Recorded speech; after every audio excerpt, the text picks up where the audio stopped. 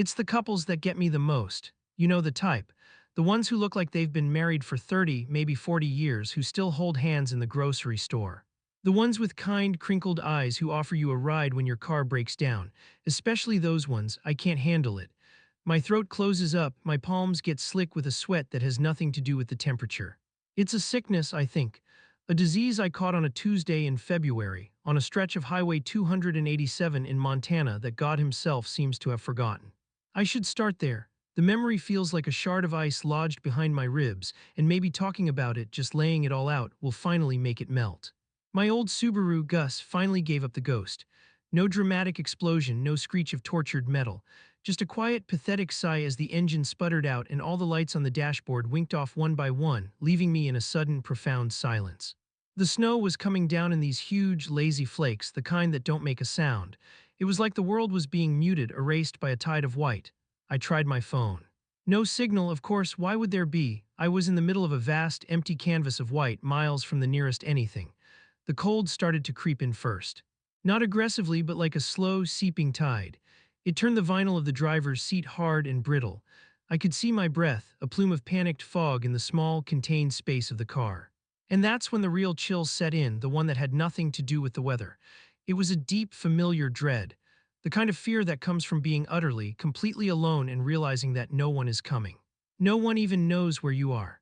The world could swallow you whole right here, and the only evidence you ever existed would be a snow-covered lump on the side of a forgotten highway. That's when I saw the headlights, two warm, yellow circles blooming in the swirling gray. They were slow, cautious.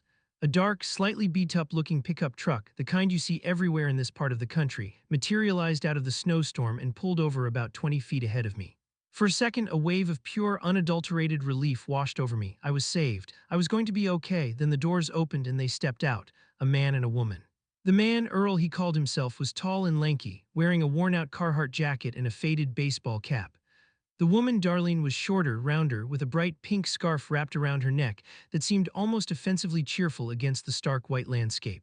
They both looked to be in their late 50s or early 60s, with faces weathered by the sun and wind. They smiled, big, wide, friendly smiles. "Looks like you're in a bit of a pickle," Earl said, his voice a low, gravelly rumble that was almost lost to the wind. Darlene was already bustling towards me, her boots crunching in the snow. "Oh, you poor thing, you must be frozen solid. We've got a thermos of hot cocoa. Earl makes it with a little bit of cinnamon. It'll warm you right up." She was unscrewing the cap of a big silver thermos, steam puffing out into the frigid air. And that's when my relief curdled. It soured in my stomach like old milk.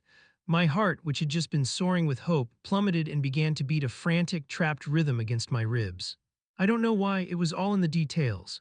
The way Earl's smile didn't quite reach his eyes, which seemed to be scanning the inside of my car, my luggage in the back seat. The way Darlene, for all her maternal bustling, kept her left hand tucked into her pocket, a strange, rigid posture, and a small, dark stain on the cuff of Earl's jacket. It was probably just oil or grease, but in the failing light my mind screamed a different word: blood. "No, thank you," I heard myself say, my voice sounding thin and reedy.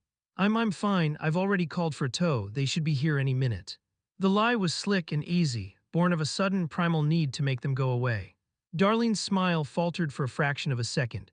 "Are you sure, honey? There's no reception out here. We just came from Three Forks and we didn't have a lick of service until we were nearly in town."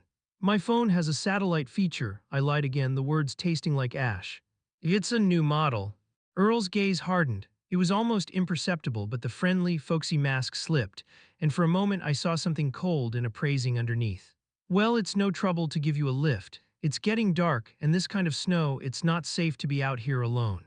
Every instinct in my body was screaming. A klaxon was going off in my head, a blaring, deafening alarm. "Danger, wrong, get away." "I appreciate it really," I said, forcing a smile that felt like a grimace. "But the tow company is very specific. I have to stay with the vehicle, insurance reasons, you know how it is." They stood there for a long moment, the snow swirling around them. The silence stretched, filled only by the whisper of the wind. Darlene finally screwed the cap back on the thermos, her movements tight. "All right then," Earl said, his voice flat, "if you're sure. We'll let the sheriff's office in town know we saw you, just in case." He didn't wait for my reply, he just turned, walked back to the truck and got in. Darlene gave me one last strange look, a mixture of pity and something else I couldn't quite name, before following him. The truck's engine rumbled to life and they pulled away, their red taillights shrinking into the blizzard until they were gone. The moment the taillights vanished, the silence they left behind was deafening. It rushed back in, heavier and more menacing than before. For a full minute, I was flooded with a dizzying sense of triumph. I'd done it, I'd trusted my gut, faced down the threat, and I had won. I was safe. But that feeling evaporated as quickly as it came, replaced by a cold, creeping poison doubt. What if I was wrong? The question started as a whisper and grew into a roar inside my head. What if they were exactly what they appeared to be? A kind, decent couple from rural Montana who saw a young woman stranded in a snowstorm and just wanted to help. And I, in my paranoia, my big city cynicism, I had looked them in the eye and lied, turning their kindness back on them like a weapon. Now they were gone. My one and only chance of getting out of this frozen hell was gone, and it was my own damn fault. The thought of them telling the sheriff about the ungrateful girl on the highway who refused help made my cheeks burn with shame. I was going to die out here. That wasn't a melodramatic exaggeration, it was a simple, logistical fact. The temperature was dropping with the sun, and the car was becoming a metal refrigerator. I was going to freeze to death because I was too scared, too broken to accept a simple act of human decency. But then, the other voice, the one that had screamed at me to lie, hissed back. What if you were right? What about the stain on his cuff? The way he looked at my bags, her hand in her pocket, maybe gripping something, a knife, a gun. My mind, now a fertile ground for terror, started planting seeds. I pictured myself in the back of their truck, the friendly chatter slowly dying down. The turn onto a dark, unmarked dirt road, the click of the door locks, the cold, flat look in Earl's eyes in the rearview mirror, the two possibilities warred in my head, tearing me apart. I was either a fool who had just signed her own death warrant, or a survivor who had narrowly escaped a horrific fate. There was no middle ground. I was trapped not just in the car, but between these two terrifying realities. The wind picked up, howling around the car, making the frame groan. Every shadow became a figure. The skeletal branches of a cottonwood tree clawing at the sky looked like a man with long, grasping fingers. The moan of the wind through the cracked window seal sounded like a low, pained whisper. I was no longer just alone, I was being watched. The vast, empty landscape wasn't empty at all. It was filled with a malevolent presence, and I had just announced to it that I was here, helpless and waiting. I scrambled over the center console into the back seat, pulling my heavy winter coat over my head, as if a thin layer of down and polyester could protect me from the horrors my own mind was relentlessly inventing. Time ceased to be a measurable thing. It was just a thick, dark fluid I was sinking in. I must have drifted into a state of semi-conscious, shivering delirium because I don't know how long I was huddled there before I dared to look up again. My breath had fogged up all the windows, encasing me in a blind, milky cocoon. With a trembling hand, I wiped a small circle on the rear windshield, my heart hammering against my ribs like it wanted out. And then I saw them. Far down the road, maybe a quarter of a mile back, were two pinpricks of light. They were faint, partially obscured by the still falling snow, but they were unmistakably there. Symmetrical, unmoving, it was the truck. A wave of icy vindication washed through me, so cold it burned. I knew it. My paranoia wasn't paranoia at all. It was a goddamn survival instinct. They hadn't gone to town, they hadn't called the sheriff. They had just driven down the road, turned around and parked, waiting. The whole scenario played out in my mind with sickening clarity. They were waiting for me to get weaker, for the cold to do its work, to sap my strength and my will. They'd wait until I was too hypothermic to fight back, or until I became so desperate that I'd leave the relative safety of the car and try to walk for help. They'd just sit there in their warm truck, sipping their cinnamon-laced hot cocoa, watching my little metal box and waiting for the right moment to come and collect their prize. The fear was different now. It was no longer a vague, shapeless dread. It had a face, it had a name, Earl and Darlene, the friendly, folksy couple. The image of Darlene's bright pink scarf flashed in my mind, and it now seemed like a garish, mocking signal of death. I slid down onto the floor of the back seat, curling myself into the tightest possible ball, trying to make myself small, invisible. I pressed my face into the rough, cold upholstery, my teeth chattering uncontrollably, a frantic, rhythmic clicking that I couldn't stop. I didn't dare look at the window again. I didn't need to. I could feel those two lights. I could feel their gaze burning through the steel and glass, pinning me down. They were the eyes of a predator, patient and unblinking, watching its cornered prey exhaust itself in a prison of its own making. The hunt was on, and I was no longer just stranded. I was being stalked. I don't know if I slept. I think I passed out, or maybe my brain just shut down parts of itself to conserve energy to survive. My world shrank to the chattering of my own teeth and the rough texture of the car's floor mat against my cheek. The cold was a physical pain now, a deep ache in my bones that felt ancient and permanent. But beneath the pain, there was a strange, grim satisfaction. I was right. I was right, and I was still alive. Every agonizing second that I endured in this frozen tomb was a victory. It was one more second they couldn't have me. The darkness eventually began to thin. It didn't happen all at once, but in a slow, grudging retreat. The absolute black outside the windows softened to a deep, bruised purple, then to a hazy gray. The snow had finally stopped, and the silence it left behind was absolute. Dawn was coming. It took every last ounce of my will to move. My limbs were stiff and clumsy, my muscles screaming in protest. I felt 100 years old. Pushing myself up, I peered over the edge of the back seat. My breath instantly fogged the glass again. Wiping it away with my sleeve, my movements were slow, deliberate. I was a soldier peeking over a trench. I had to see. I had to know if they were still there. I braced myself for the sight of the truck, for the two malevolent eyes waiting in the gray morning light. I looked back down the long, straight stretch of road. And I saw them. The 2 points of light were still there, unmoving, exactly where they had been all night, but they weren't lights. My brain struggled to process what my eyes were seeing. The image was right there, clear as day in the nascent dawn, but it refused to make sense. It was like looking at one of those optical illusions, where you know you're being tricked but you can't see how. I squinted, my frozen eyelashes scraping against my skin. They weren't headlights. They were two round metal signs perched on posts side by side, highway markers. Specifically, they were the back of two mileage signs, the kind that tell you the distance to the next town. They were covered in a thick, perfect layer of ice and snow, turning them into two smooth, reflective discs. And the light wasn't coming from them, it was coming from me. My gaze dropped to my own dashboard. In the dead, dark panel, one single, stubborn light had remained on all night.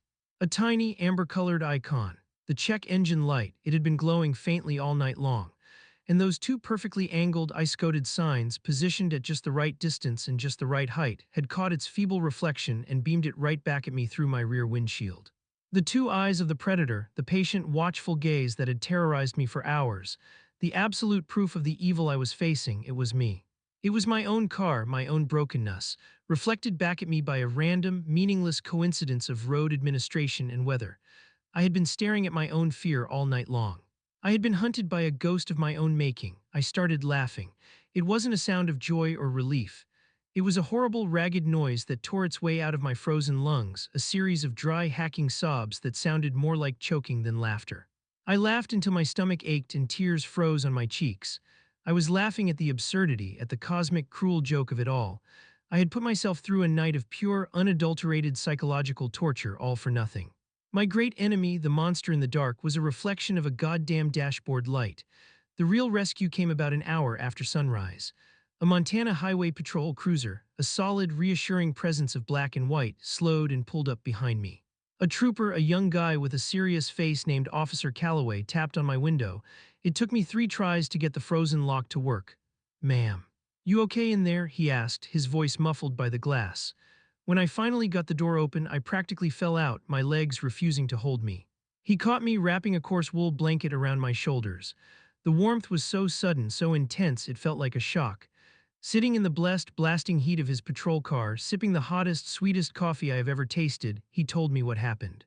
"We got a call late last night," he said, looking at me in his rearview mirror. "Couple named Peterson, Earl and Darling. They own the diner in Three Forks.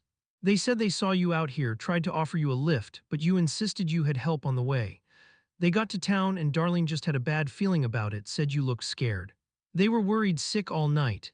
Earl was about to drive back out himself this morning if we hadn't found you." The words hit me harder than the cold ever did. Earl and Darling Peterson.